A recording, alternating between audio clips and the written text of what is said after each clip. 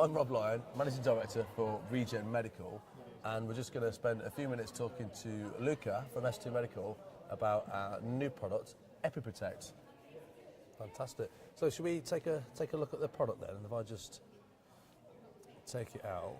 So as you can see there, the product is just kept in saline in a glass jar, and it's just a peel back opener. It's very easy to access, and it's just literally, obviously in a stereo environment you wouldn't be using your finger like this, but I'll just do that just for demonstration purposes.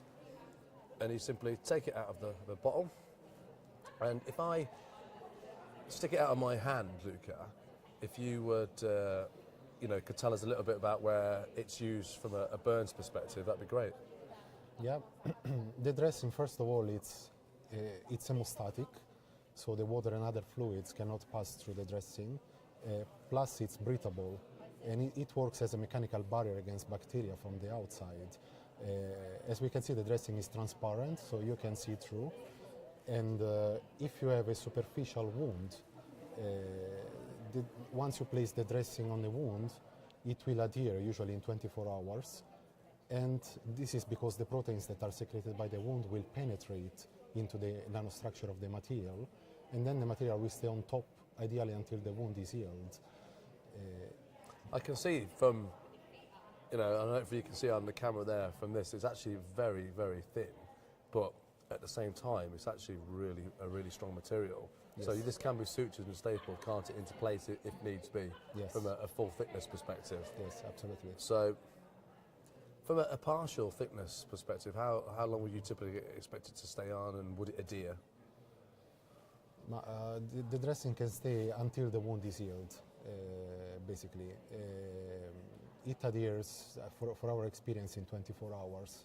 Okay, so essentially it's just one dressing. Yes. So, and from an infection or an area where it might not have adhered, it needs a bit of cleaning, you can just cut a hole in it and clean the area and then just patch it afterwards, and that's fine?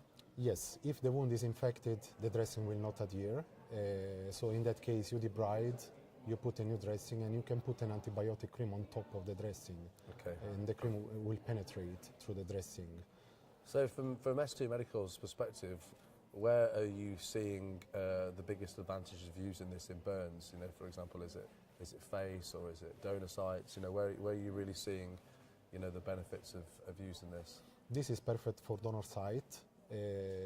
For burns in the face also it's very useful. You can cut it and get a mask with the dressing, and you can place it on the face. So in that way it's very convenient. It's cost effective because you decrease the frequency of dressing changes. So in that way it's very effective. And its structure, Luca, what is it actually made of? So we talked about the product Airtex. It's what it's made up of. But what is Airtex? Airtex is basically cellulose. The difference, the trick in this case, is the nanostructure, which is similar to the collagen, but it's totally synthetic. Okay, so it's basically free from animal or human. Yes. Human derivatives. Plus, you get a pain reduction because you cover the exposed nerves in the wound. And that's due to the conformability, I presume. Yes. Because it has such great, strong contact with the wound bed. Yes. Okay. Well, I think that covers everything we wanted to talk about. So.